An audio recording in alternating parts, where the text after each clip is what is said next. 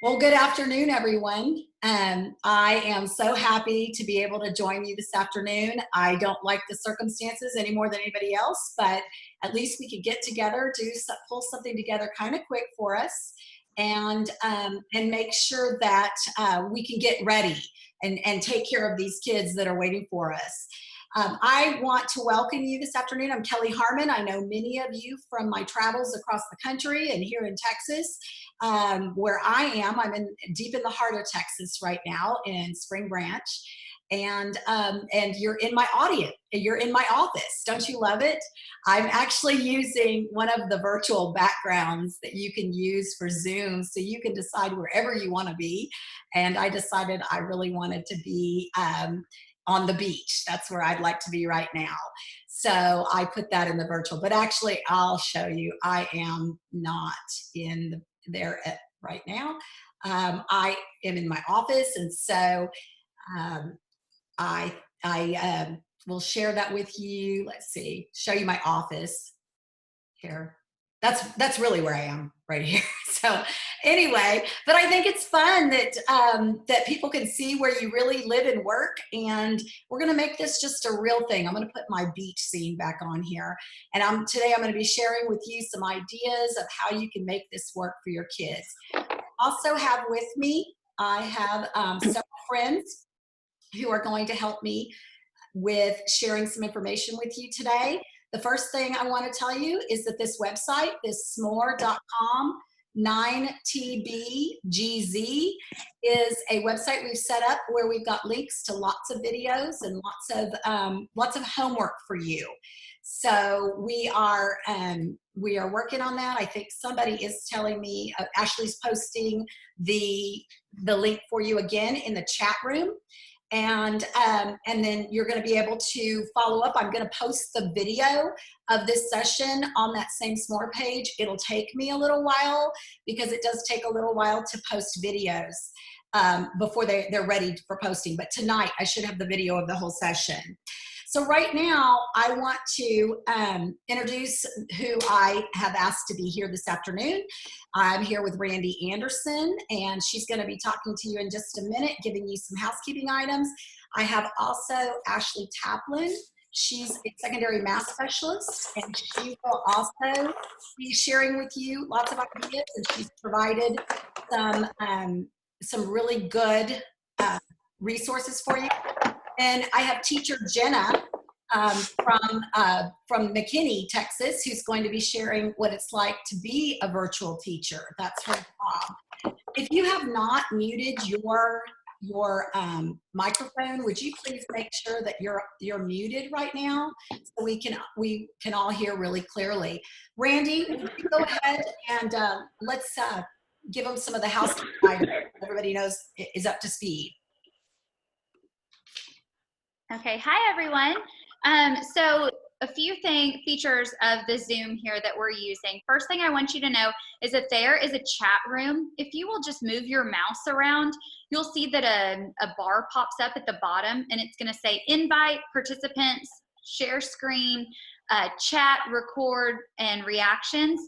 If you would just click on that chat button right now, that's going to be our open forum to questions.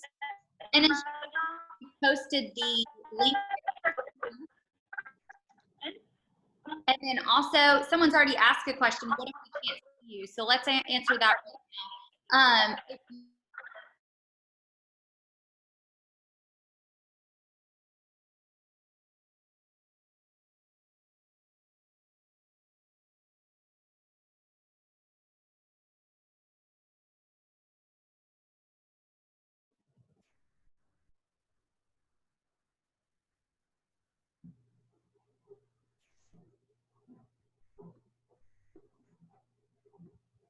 Okay, I'm muted. Okay, there we go.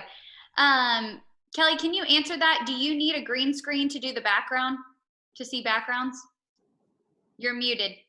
Turn yours on. This many people on. Yes, you do not need a green screen, so don't check that button. Okay, if you have any questions during this, go ahead and type it into the group chat right here. I'm going to be addressing questions as we go and pausing for breaks for that. Also, we'll be putting up links and any other information that you need in the chat room. So if you just want to move this to the side so that you're just aware of that. Now, also, we're going to have a seminar evaluation form at the end of this, and that's just to give us feedback on how we can improve and help you better during this time. And also, we are going to be emailing all of you out a blank certificate for you to fill in, because we are a provider of continuing education hours. And so we want to make sure that you get your credit hour for today. So we're going to be emailing that out after this is over. So yes, you will get hours for it. And Kelly just put up the session evaluation form right there. It's just a Google form to give us some feedback. Let us know that you were here and that you earned your hour. Kelly, can you go back to that other housekeeping slide for me? Sure, there you go. Okay, our website also has tons of resources for you. You can check out our blog there, and we have free resources, how to use them. You can search on there for if you're looking for a certain topic, but that is all available for you on our website. Our website is kellyharmon.net. And we will constantly keep updating this, blogging, and giving you resources to use with students. Now, we also have the teaching tools on the website as well. And these are downloadables. Some of them, most of them are free. And then there are a few that are paid, but a very minimal fee. So do check that out as well. And our newsletters, if you're not already receiving our newsletter, you might want to sign up for it. We've been writing newsletters for about 5 years now. And you can go back through our archives. Every month is lots of resources, ideas, things that you can do. And now there are things that you can do online with your kids. So we're going to show you how to do that today. Mm-hmm. And then also at the end, we're going to be talking about some future sessions that we have planned coming later this week and into next week, 1-hour seminars for you. Just to give you a sample of it, we're going to do one on engagement strategies for online, one on resources to use with kids, English language arts ideas, math group ideas, and then a virtual lesson template.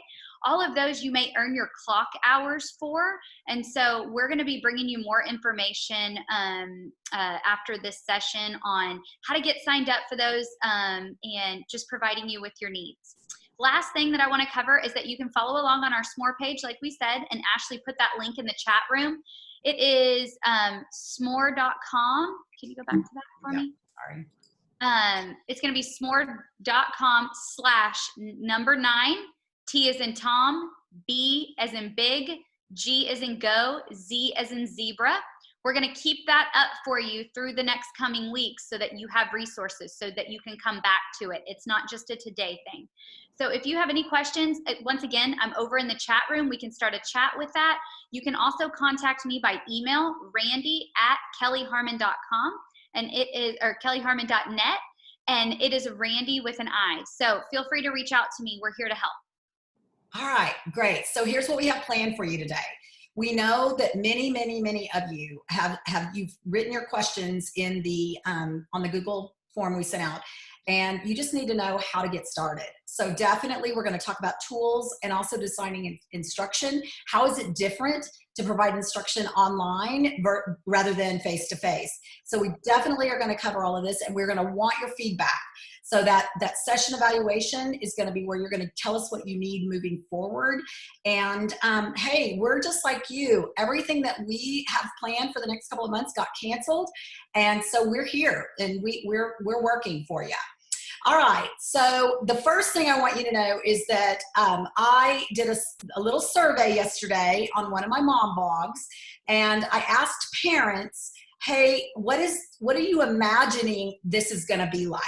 So can you give me some feedback about what you're going to need? Oh my God, I got 80 responses in less than 12 hours.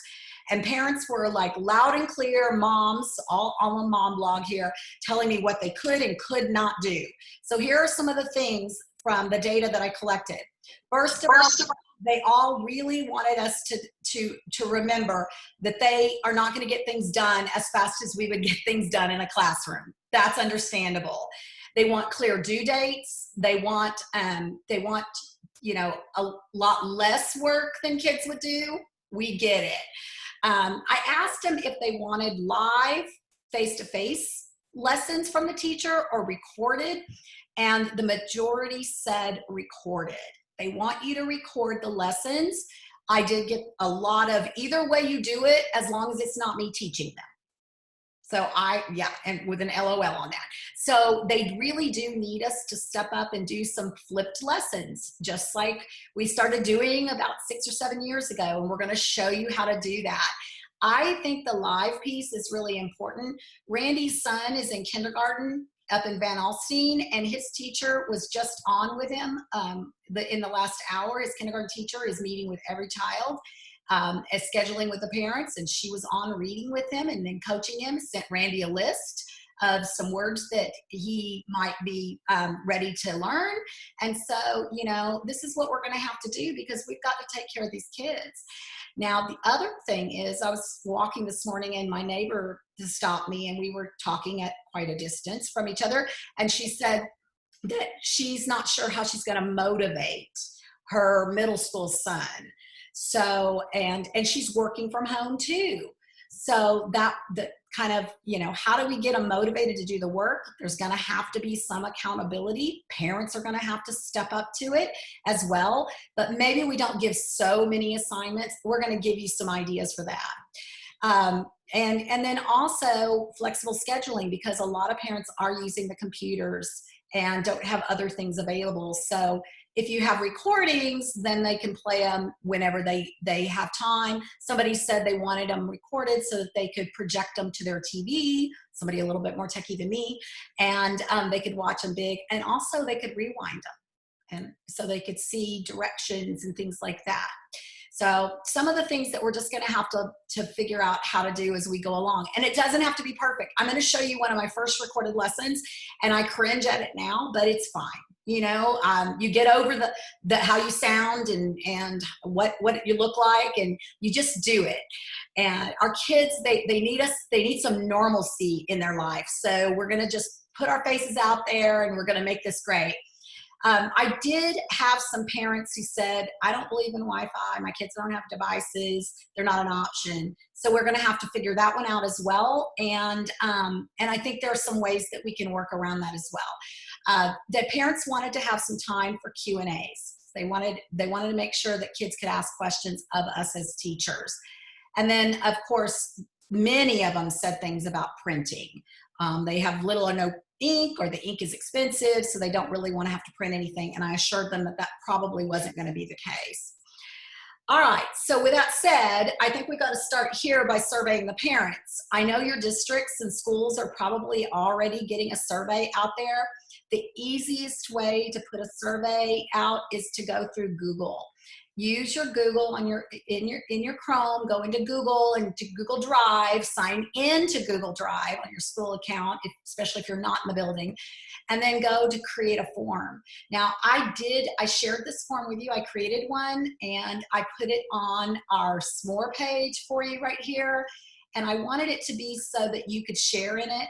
So I'm hoping you'll be able to just click on it and then make a copy, or just copy down the questions. But we need to get that piece out as soon as possible, so we can kind of see what we're dealing with. And each one of us is going to have to figure it out for our own class.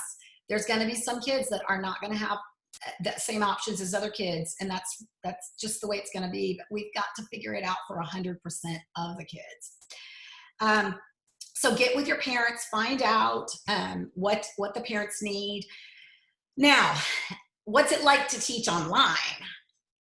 I have invited teacher Jenna, who has been teaching for a couple of years now, VIP Kids with children in China, and I've asked her to come on. She has so much to share. So Jenna, are you there? I'm going to stop my share so we can see you.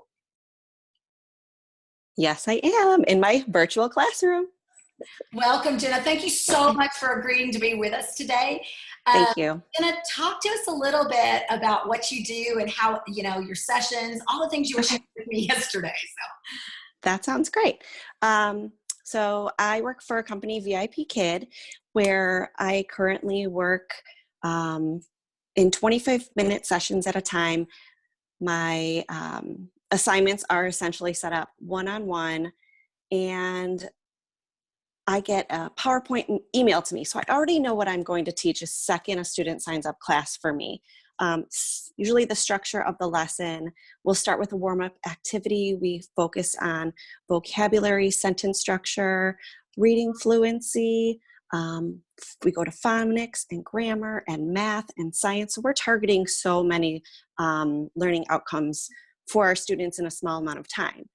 And what I struggled with in the beginning is, how do I engage these students when I'm not in front of them? How do I get them to participate in the lesson with me, not just me teaching at them?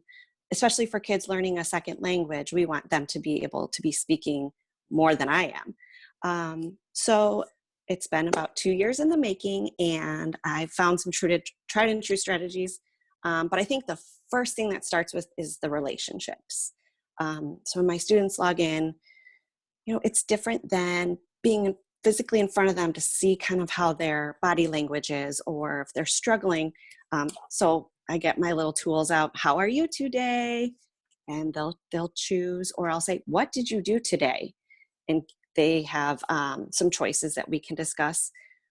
If I notice they're missing a tooth, oh, you lost a tooth. Whoa. I try to be as animated as I can to get them engaged right away.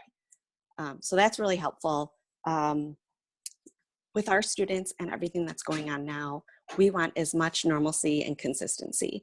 So the key is just to be yourself, and they'll see that familiarity. So some of the things that I like to incorporate in my lessons is just a lot of time. Hi, buddy. My virtual classroom also includes the guest room, my toddler's playroom. So here we are, real life. I have to say though, nope, you have to go with Mimi. Go ahead. Some of the things that I do is kind of engage them in the learning. I give them a star every 5 minutes. For every 5 minutes in the 25-minute lesson, they are earning a reward. So for example, if I have a little girl that likes, sorry, I just dropped my ice cream. So if she likes ice cream and we're working on vocabulary, I will say, I like ice cream. You do? What color is this? Brown. Okay, one brown ice cream scoop, and then I will give her a star. Star, good job. And then I'll celebrate. And as we're moving throughout our lessons, I have a lot of different tools and props that also supplements the provided lesson. So if there's vocabulary words, I might pull out some finger puppets or magnets and things like that. But I will say that a lot of my teaching tools do come from years in the classroom and from things that I steal from my son. So my best suggestion is do organize what you can. Don't go over the top. We're not reinventing the wheel. A lot of my props that I have as visuals to help the students, I'm telling them to look. A lot of these things, draw a line. Some of our kids have never engaged in an iPad before. So some of these strategies are specifically for things that I've gotten from other teachers. So, one moment. I'm sorry. No worries. So I just wanted to say, so we have, last night I spent about 3 minutes on the phone with Jenna, and she was showing me so many things, tools that she has and make and takes. So one of the things we're asking for, if Jenna would be willing to come back and do a session later this week, maybe next week, on just engagement. Because one of the things she pointed out last night is that a lot of times you wouldn't think you're going to have behavior issues, but you do. And so you have to be prepared to engage the students, and you have to have some tips and tricks. And so we were thinking we would do a take and make. And so we'll get some resources, and then Jenna will show you how to use them and the ways that she organizes things. And also show them the hands that you showed me. I love that. So there's quite a few activities that I just pull just to keep the students engaged. Like in the beginning, when we're doing our song, I'll say, hello. and have the students repeat back to me. But specifically, when I'm excited about something they've done or surprised, and really just to get their attention, because sometimes they're off doing something else or playing on their phones, and I'll be like, what? Do that again. I can't believe it. Ah! And I just, dollar store Halloween bin. I just pulled it out of my Halloween decorations one day and it worked really well. And I have just funny things like, your turn, and we'll just sing along some sight words, or working on fluency. I'll bounce from word to word to word using this wand. So those are just some of the different ideas. I've also, along with my props, one of the strategies that specifically the online ESL companies are encouraging is total physical response. So TPR, how do we get our students to really understand, instead of just a 2D, how do we take it beyond just something they're seeing on the screen? So if we're doing read alouds, we can incorporate movement. So if I'm teaching about a horse that gallops, I would get my horse out and I would say, okay, gallop, gallop, let's go. And I'll pull up my iPad and say, gallop, come on, everybody, gallop. And you need your students moving, you need them engaged. And that's just one of the tips and tricks along the way. So we're going to get Jenna back. We're going to find out when it works in her schedule. And yes. And we will put that out there for all of you so that you'll know when she's coming back to us, because we're going to have to get creative. It's going to have to be fun, especially for recording or live. It's just got to keep your attention. So thank you, Jenna, for sharing with us today. I can't wait to hear some more. Absolutely. Thank you. All right. And I also have with me, I asked Ashley Taplin. She's a secondary math specialist in the Northeast School District. And so I reached out to her, and she's been writing for us on our newsletter this year. And she's just, I love her to death because she's got such great real ideas, things that we can do. And so I asked her about Google Classroom. And so she's going to walk us a little bit through the Google Classroom. So Ashley, you want to say hello, and then I'll share. Hi. Hello. So I'll share the screen real quick. This was a common question right here that I got. How can we create one place that we can post all the individual assignments and directions to a varied student body? And so the best resource is going to be Google Classroom. Yes. Yeah, so Google Classroom, I feel like, is, again, a great place to post and have students turn in their work. It's really organized. Once the work comes in, you'll see the list of the students who have turned them in, and you can assign them grades and such. So the way that I think about it, this first screen that Kelly's on right now is called the stream. And I think of it almost like a Facebook wall. It's kind of where you'll see either simple things you post, and then you will also see your own classwork that you'll post, and we'll go into that in a second. But this is just, people can comment on it, like your students can comment on it, you can comment there. But again, it's kind of, I relate it to what a Facebook wall might look like, with just kind of a varied things posted there. The main thing you're going to want to use, though, is the classwork section. So there you can create any type of lesson that you would like, an assignment, a quiz, a question, all sorts of different things that you can post for students to do and turn in digitally. So I think, Kelly, did you create one, or I did. Do you want to go through creating? Yeah, I can walk through creating one again. So once you create an assignment, it'll let you obviously title it. And I just wanted to show them this part right here, because this is one of the things parents said. They need very clear directions. So it immediately is giving me this prompt about creating a rubric. And so it's a super easy one to, it's right here. You'll be able to put exactly how it's going to be graded. So I want to throw that in there. So title it, okay? So you can title it and then put your instructions for students or for teachers as well there, or sorry, parents as well there. And so in your instructions, whatever you want to say to the students or the parents. And then the nice thing is you can add a Google Doc, and we'll do that in a second. Yes, great place for success criteria. Teacher clarity and knowing what you want your kids really to accomplish and how to accomplish it.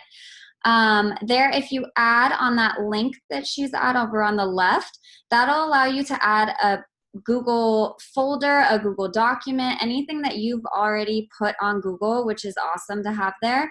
You can upload anything, which, yeah, we can do retrieval practice and then I can go into that. And then you can change it to either the view only or however you would like. Students will make a copy. Make a copy for each student. That's probably the best way to do it because then you don't have to worry about anything. Everything will kind of go in for students, like one student at a time. Over on the right-hand side, there's some options for like how you want to assign it, and then the point values and so forth. The due date, which I think is awesome, especially for like working parents like myself, having kids at home, I'm having to figure out when I'm assigning things and when I'm working on them. You can assign it. Let's say I want to start this thing on next Monday. You can schedule it for that time, which is really nice to be able to work when you can, schedule it when you need it, and then go from there. Okay. And then you will... Or you can have a new topic here.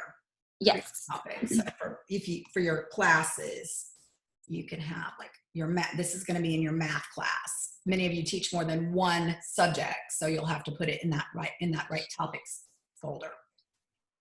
Perfect. And then you'll go over and assign it, and it'll then... So here's where you can schedule it right here on that drop down. Oh, yes. Sorry, I said the wrong place. Sorry about that. Okay. All right. And now it's assigning it. So now, once it gets assigned, it'll show up. Oh, it's your file. That's why it won't let me. That's okay. All right. But we do have this file that you can make a copy of yes. on the SMORE page. So we're good. So that'll show up again on that stream, which again is kind of like the Facebook wall, and you'll see that. And then when you go into grades, you'll see students coming in, all of their assignments start coming in one at a time, so that then you can transfer those to your own grade book as you're grading it. Now it's super easy for kids to join. So when you're going to want to send out a video and explain it if your kids aren't already there, but all they need is this code right here. This code gets them right in there, and we can just make it really big for you to see that. And if you would like to take that down and join it, you can absolutely get on mine that I created. I don't usually use Google Classroom, but if you've ever used anything like Edmodo, or there's some other ones that absolutely work as well. So there's that assignment that was just posted. The only problem is it didn't load the, it probably didn't load my Google Doc, but maybe it did. Yeah, there it is. All right, Ashley, I know you have to run, so I don't. Yes, I have another Zoom meeting with my district, but Kelly I created a Google folder of several different things for you guys. Math resources of just kind of like free digital resources that you can use and that I'm using right now to write some curriculum. An SEL folder of how you can kind of incorporate SEL into your lesson plans. And then also something called retrieval practice that I found that I'm really excited for. It kind of helps recall information and allow students to start at this baseline level where we want to really have them remember information before diving into anything new, or really connecting different topics with that retrieval.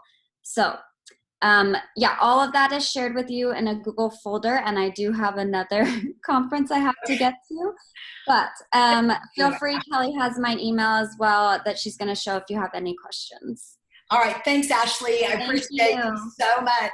And everybody, please know that on the SMORE page, which we'll put up the link again in case you were not here at the very beginning, but on this SMORE page, I have given you all of Ashley's information, and everything is linked through the SMORE.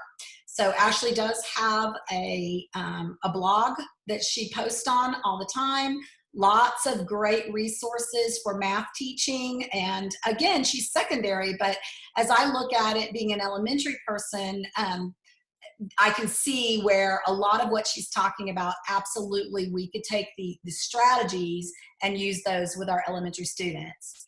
So with that said, Google Classroom is probably going to be the best place for you to set something up, like for kids to turn things in. On the SMORE page, because we don't have a lot of time today, I went ahead and I have given you some videos. Here is the Google Classroom video that you can watch and for the tutorial, and they'll go through, and if you've never set up the classroom before, it will walk you through it. I actually did it yesterday, and I watched the video and I stopped a little bit and I did what they said to do, and within 10 minutes I was up and running and ready to share it out. All right, so hopefully that answers one of our questions. Now, if kids cannot get on to our Google Drive and share items like this, and they won't need to print anything if it's in the Google Drive, because they'll be doing everything through Google Tools.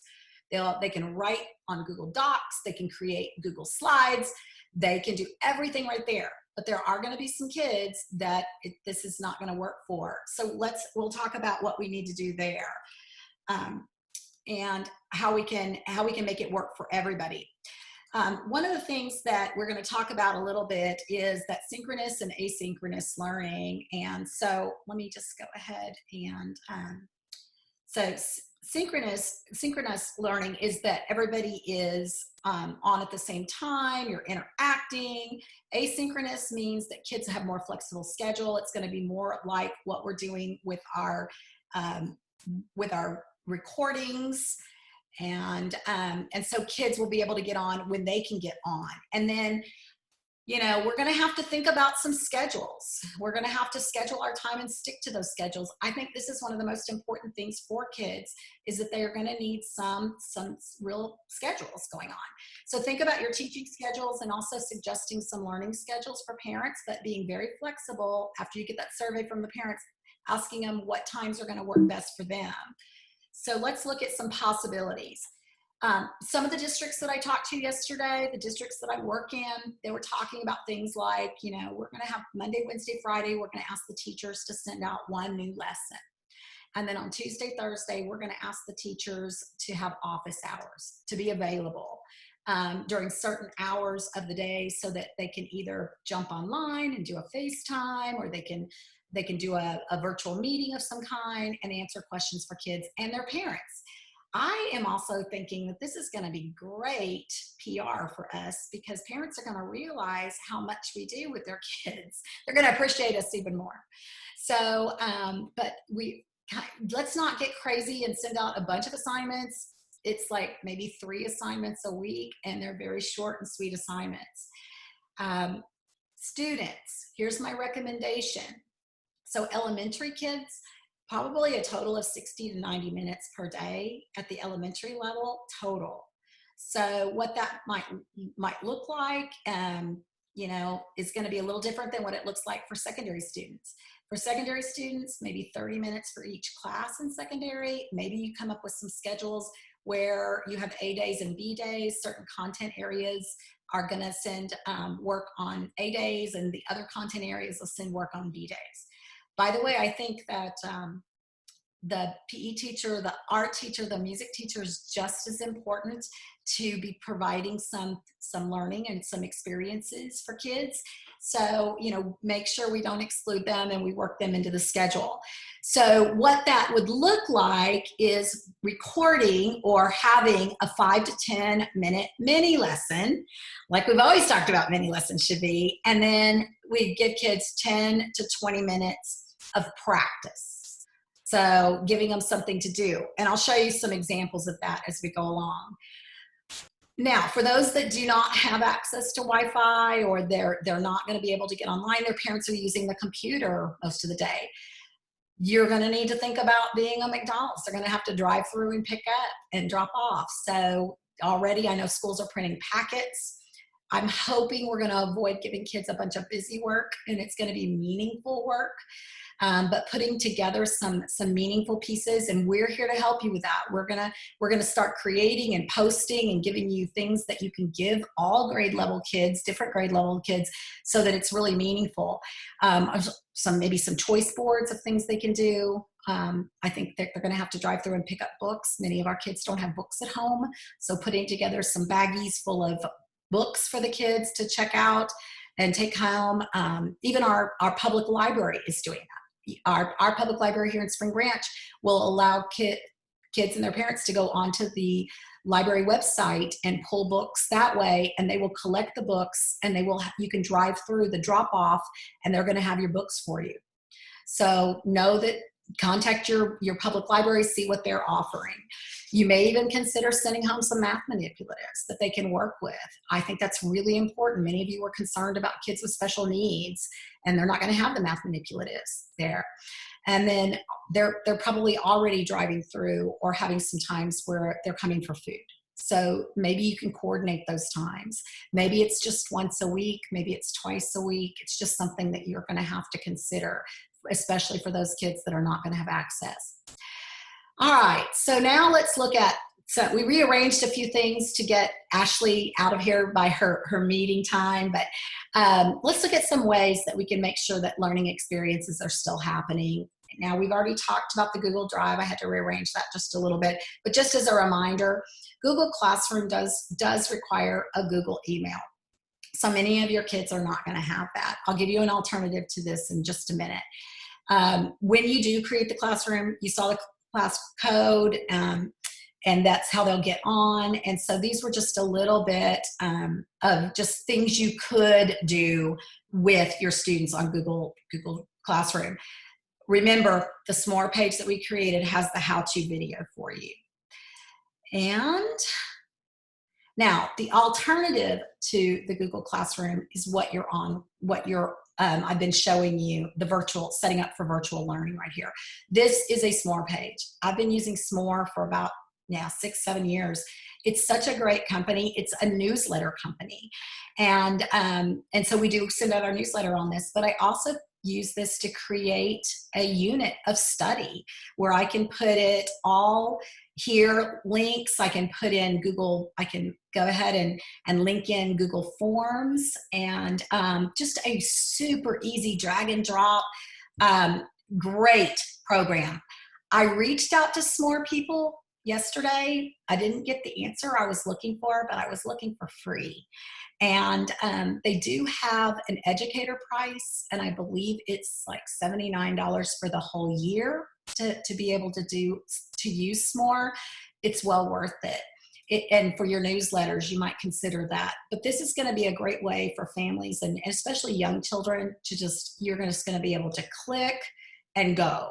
So it's a one-way transmission, but it's going to put everything in one place so the parents aren't getting confused about where things are. And so for me, it's just a really simple solution. I'm going to be doing a session for pre-K and kindergarten in the next few days, and I'm going to be putting everything, songs and poems and videos of me teaching on there, and that way that parents would have that and they could do so much of it a day. And then I'll put up one new SMORE page every week for the pre-K kindergarten kids. But even at high school, I wouldn't hesitate to use that. All right, you're on Zoom. How was it getting on? That's how it's going to be for your kids. So your kids are going to be able to get on with that link, just like I sent you, and you're going to be able to record. Many of you have noticed that I am recording right now. And so you can talk live to whomever can get on at the time, or you can absolutely record it and then post it. You can record it on Zoom, or I'm recording it directly to my computer so that I'll have it immediately and it'll be ready for me to upload. So I do lots of classroom lessons this way. We've been teaching, we do virtual trainings all the time, and we meet with teachers across the nation so that we don't have to fly there and be out of our homes. So classroom lessons, you've already experienced the chat room. So that's really nice. You've seen me sharing my screen as I'm doing right now. Now I could stop my share. I will for just a minute. And then any one of you could look at the toolbar on the bottom of your Zoom and see where it says screen share. And you could click on screen sharing your screen with us and talking to us. So your kids will too. And kids are so much more tech savvy than we are in 2020. So they'll catch on to this piece pretty quick like. And then they'll be able to share their work or show you what they're doing on their computer. Also, I'm frequently will put a YouTube video. So we got to talk about YouTube a little bit, but I'll put a YouTube video right in my Google slide deck, and they play really nicely across the platform. So, you know, you can show a video and then you can have a discussion about it. And it's just super easy to use. Now, once you whoops, sorry, my mouse is extremely sensitive. Once you are on Zoom and you're recording the lessons, you can always add the video into your class drive folder on the Google folder, Google Classroom I was just showing you, and email the link to parents. That was one thing parents wanted to know. They wanted to know, could they get an email link? Many of you use Remind, or you use some of the other ways to communicate with parents, so you would just stick that link to your Google Drive folder and send it out. Now, hardware. You can use Zoom on a computer, a tablet, even a phone. So there's been times when I'm out and about and I need to get on a meeting, and so I just get on my phone, and it works just as well on my iPhone, on the Android, as long as you have a camera.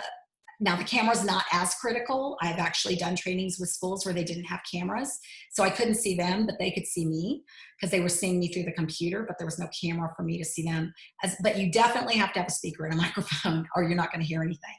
Again, really easy. I reached out to Zoom yesterday, and I put a link on the SMORE page of how you can get a district-wide free Zoom account from now until, I believe, August. I pay $15 a month for Zoom as an individual, and we use it constantly for meetings.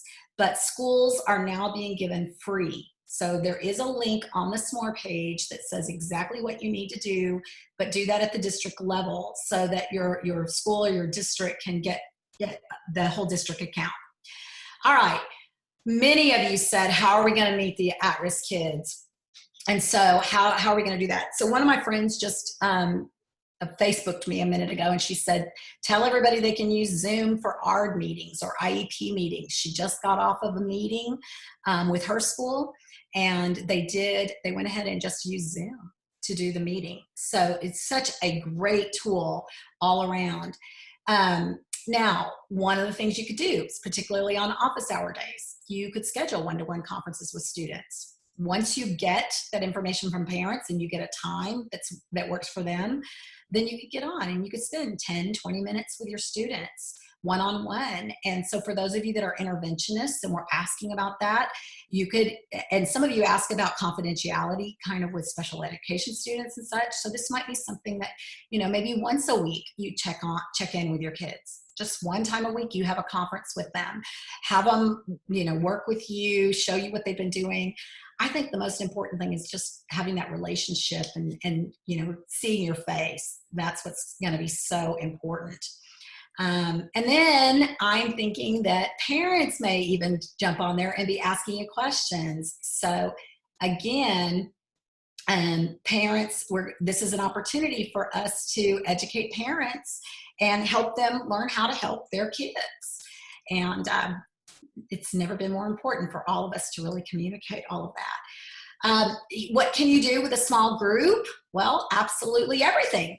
You could set up your guided reading in your math groups. You could, so you could set up little small groups. I am going to be showing you later on in the week. We'll do a math session, and then we're going to do a reading session. I'm going to set up a session for literature and inquiry circles and show you. We've got some great resources that have just 2 questions a day, and then on the 4th day they meet, so just once a week. They're meeting in a small group on here. You could have them do number talks for math. They can share their project work in small group. We just need to have some time. Kids are missing each other and they're missing you. So you can set up these small groups and just send out a link. You can set up as many meetings as you want, and then you just email the link to the parents. Okay, so if Zoom isn't going to work for you, I did want you to have other options for ways that you could record. Zoom is going to allow you to have the synchronous and the asynchronous both at the same time, but maybe you're just going to go with asynchronous. You're not going to be able to see the kids live. So here's either one of these you can use. QuickTime is on a Mac program. Screencastify is a Google program. And I'm going to point on my screen up here to this little arrow. When you go to the Google Chrome store, you can look for Screencastify. It will actually add this right here, this little widget onto your toolbar. And when you click that widget, it's going to open Screencastify, I think. I don't know why it's not doing it now. But it's going to allow you to select what part of your screen you want to record. You can do just an audio recording. You could do a video recording if you've got your camera on. And you can just record your screen and it doesn't capture you at all. So you could you do your little presentation or show a video. And then it saves. Both of these save as an either an MP3 or MP4, and you can put it either on your Google Drive for the kids in the classroom, or hey, how about a YouTube channel? And so you could upload it to YouTube and your parents could go and see that, capture that video. That's what we can do on those smart TVs because they connect to YouTube, they can put it on there, and then they're ready to go. All right, when you're creating lessons, here's some do's, and I'll talk to you a little bit about maybe some don'ts. And since I've been doing this, it's super easy to do. Before I get into that though, I am seeing a lot of questions about the Zoom. Your kids don't need an account. Did you have to open an account today? You shouldn't have. You should have just joined a meeting with that number, and then you're on the meeting. Will they probably prompt you to open an account? Probably. I mean, they want to collect emails and mark it, but you do not have to have an account to get on a Zoom. Should you send the links to the student's Google email or to the parents? I definitely, Judy, would send to the parents. And then share, I think there's, yeah, the share button, when you want to share it, you're going to want to send it out to the parents so that the parents have it.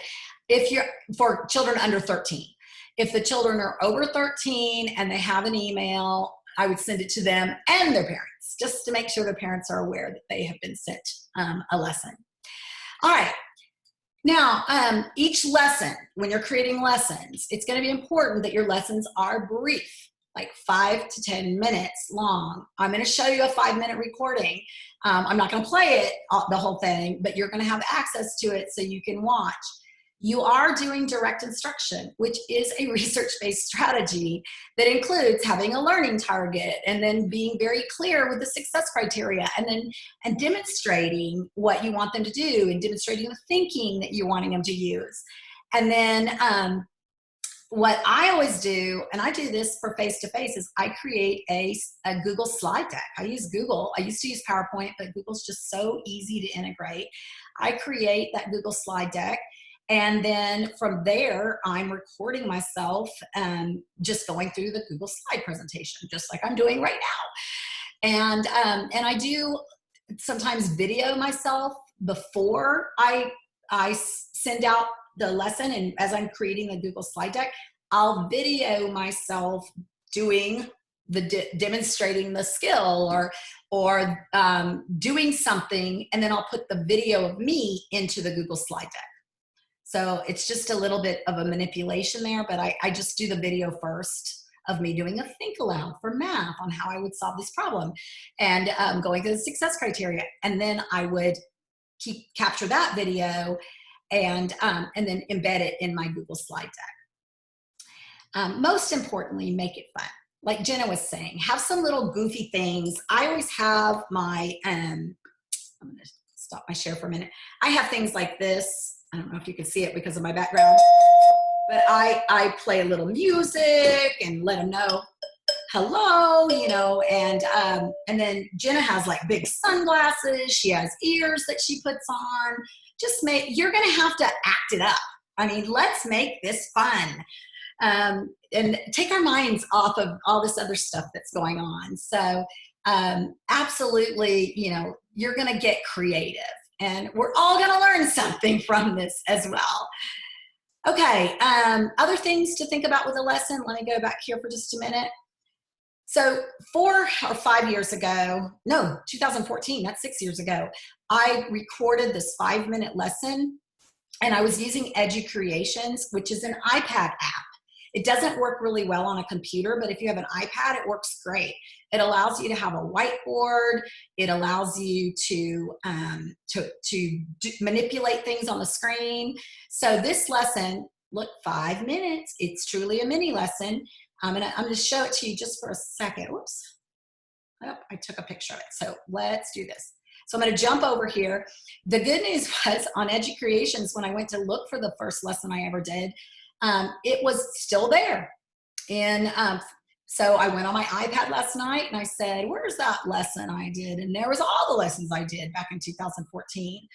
So then when you're finished, you can give them a link, just like I put the link in the SMORE page for you so you can watch it later. Now, today, boys and girls, we're going to talk about what does it mean to read fluently. All right, so already there you can see I'm introducing the lesson. I'm talking about character. It means that we are reading so that others want to listen to us. So I'm demonstrating, and here I actually took a picture of one of my favorite poems, and then I took the picture with my iPad, and I was able to embed it right into the EduCreations. And then because of the meaning. See if you can picture in your mind what my face might look like as I'm reading this poem. Bad words. She actually said it. She said it in class. All right, so I read it to them, and then I go back over it, and I'm talking about this is the success criteria, being expressive in phrasing. And then there's a tool where I can write right on it. And so I'm talking about the importance of punctuation 2 minutes in, and how that tells me how to read it with phrasing and expression. And then I'm underlining it as I go. Watch this. If you see right here, these words, bad words, bad words. Notice that I say it, it almost sounds like they're one word, but I'm saying bad words, bad words. And look at the exclamation point right there. So the exclamation point is saying that I'm supposed to say it with excitement. And in this case, I'm not happy, I'm appalled. So I'm doing my teach. This is direct instruction. And then I give them their performance of understanding, what they're supposed to do. So on this page right here, I just created a page with the step-by-step, what they're supposed to do. And this was actually created when I was doing some iPad trainings back in 2014. And so you make sure that they have access to the materials. And those, you can even go on to some of your textbooks, and they have online materials. I'll show you in just a minute. And I just embed them into the Google slide or into EduCreations. I take a screenshot and put them in there. And then they have it. And then I'm giving them the explanation of what I want them to do. I gave them a rubric. This is what parents are asking us for. They want the rubric so that they know how to coach their children. And then I'm asking them to go ahead and record, and then they're going to add it to our EduCreations class set, and then I can go on and listen to the kids. You could do this on Seesaw. There's all kinds of ways you could do this. They could record themselves on Flipgrid. I know a lot of you use the Flipgrid as well. So that's really what it looks like. And in 5 minutes, you've given them what are we doing today?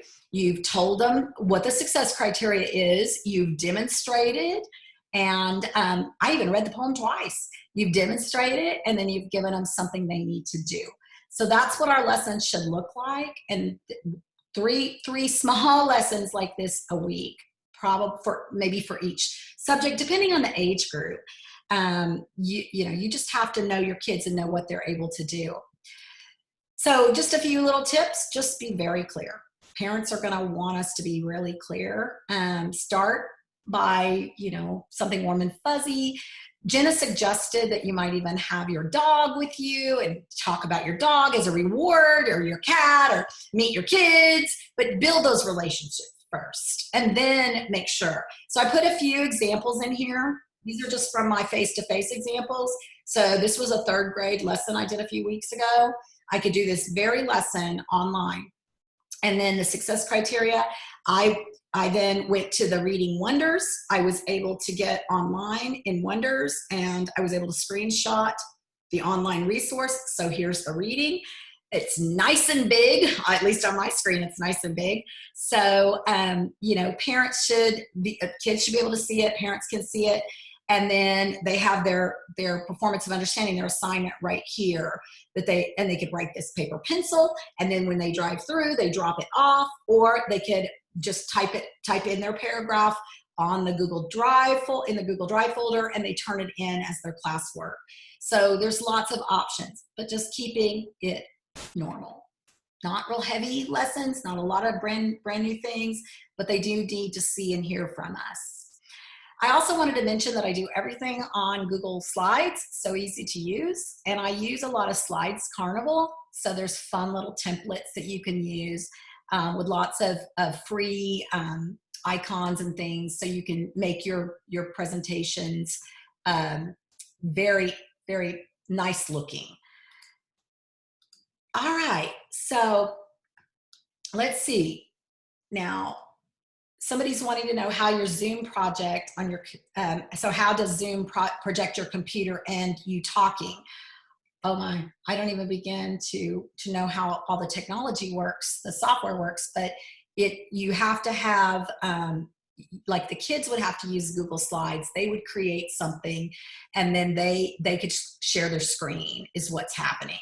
And so if you look in at your toolbar where you see mute and stop video, then absolutely you could click on share, and the kids can do the same thing. So it's easy for them to show what they're doing, or they could just upload it to your Google Classroom, and then they turn it in, and then they're good to go. All right. Also, last night on TEPSA, the TEPSA Facebook, they were sharing, you know, choice boards, 1st grade choice board right here.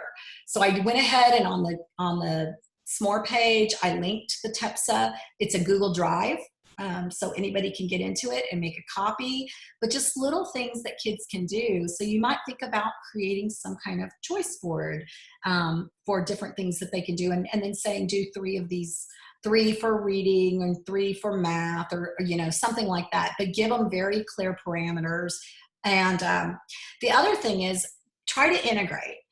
So take whatever you're doing for science and social studies and look at those standards and look at that content, and then have them read about that content and write about that content, and then record a presentation. But try to make it as integrated as you possibly can. And then there's all kinds of e-libraries that you can access. If you're not familiar with Epic, Epic is super easy to use. It's getepic.com. You sign up for an account. Teachers are absolutely free. You can put your students in. The students have an access code. They can use it from home. They can get onto your account from home. And they've got lots of resources. On our webpage, I made a list for secondary and a list for elementary for additional reading resources, including science and social studies content. Now, for setting up the YouTube channel, we don't have a lot of time today, but again, I put a video, I found a video for you, and I went through a lot of them just to see, you know, which ones were the best videos for a tutorial. And I actually set up I have a YouTube channel and I've had it for years, but I went ahead and set up another one as I walked through the tutorial. So you definitely have a very easy to follow. Again, my YouTube channel, my new one, was up and running in about 10 minutes following the video. So let me remind you that the video and all of the how-tos are here on this SMORE page right here. Here's how to create your YouTube channel. And so I just wanted to make sure, I knew we wouldn't have enough time in here. So I wanted to make sure that you were going to have the resources that you need to get the job done. Here's a recommendation. You've got to work as a team. And so even like right now, Randy is on, and she's helping me manage the chat room. So if you are on live, why don't you put it out to 2 or 3 teachers' classrooms, have all the kids gather on, one teacher teaches, one teacher manages the chat room, or you're interacting with each other, just stay 6 feet apart. But you can even be in, Randy's in Van Alstyne, Texas, 6 hours away from me. And so we created this together. You can do the same thing as well. Take turns recording lessons. Maybe one of you records 2 of the lessons this week, and the other one records one, and then next week you switch out. So, take turns, share with each other, creating those Google Classroom assignments, because they're easy to share between teachers. But I think that what I know about teachers is that we all believe together is better, and we like working in teams and delegating. So I know you'll make this work for your students. And then finally, some thoughts about communicating with parents. Please ask your parents what they need. This is what parents were asking me. What do I need? What will my students need? They need a little bit of space. They need a place that's designated for their schoolwork. They need to be up and moving as well. I suggest even telling parents to set a timer, 30-minute timer. And so, for 30 minutes, the kids work, and then they have a brain break, and give them Go Noodle and things like that for the kids to do the brain break. We've been sharing on our Facebook page. It's at Texas Literacy Resources. We've been sharing different videos, and I am loving Coach Wood. He's doing PE videos, and so share those things. Maybe share them out with parents. Make sure kids are up and moving, and make sure parents know what they need to know. Be available to answer their questions. Now, Randy did mention this. I'm going to let her take back over. So I think there's some questions she wants to ask me, and give you a little bit more information, and then we're going to wrap up. Okay, so some of the questions that have come in are about, so how does Zoom project your computer and you talking? So that would be, Zoom is basically, you can use it on a phone, you can use it on a computer, you can use it on a TV, but it will project you, and there's my own. It will project you, and you just have to have sound turned on. It'll pretty much will do itself for you with that. Next question, should we send links to the students' Google email or the parents? I think that's up to you. Whatever works best for you. If you're elementary, I would say probably to the parents. If you're middle school, high school, send them to the students. And when you send stuff to them, have them to where they have to answer a response back to you, so that confirms for you that they received the email and that they got it. If they don't respond to you, that's an opportunity for you to reach back out, and maybe next time by phone and be like, hey, did you get my email? Did you get the assignments? Let's talk this through. Just opens up communication. And then let's see, someone else also shared on here about Epic has given free accounts for everyone until June 30th, so kids can go on there anytime, not just during school hours. So you might want to check that out. And if anybody has any other questions, we are here to help. Like I said, coming up, we're going to have some more of these 1-hour informative sessions for you that go a little bit deeper into different topics that we're going to be working on with our kids. So be on the lookout for that. We're going to send out another email once we get all those dates confirmed and get all the logistics figured out. But if there's something that you are really, really needing, please don't hesitate to reach out to us and let us know what you need training on and how we can better help you. Since we are all in this together, we're all navigating together. But the most important thing I want you to walk away with today is to remember this is a time where we've never had before, to love on our family and be together, and really just encouraging parents to spend time with their kids and to just love them, and you love on your own. And it's just about those relationships. So take time for those relationships during this time. Thank y'all so much. It's great that even Randy's son is in the background. Hi, Witten. And so, you know, it's real life. And, I know kids in there they're gonna be fine with that. Last thing, good luck. If you have any questions, you can email us. Here's the information. Oh, there was one person that asked, hey, can we share this with others who can register? Absolutely. When the video is posted, it'll be put up on the SMORE page, and you'll have the whole video. I'll watch it again. I know I went really fast. But we want to make this as easy as we possibly can for you. Don't forget, if you'll go on that SMORE page and give us a session evaluation, this is where you can give us information about what you need. We'll start working on it right away. Thank you all, and God bless you. Everybody stay well and enjoy your family time.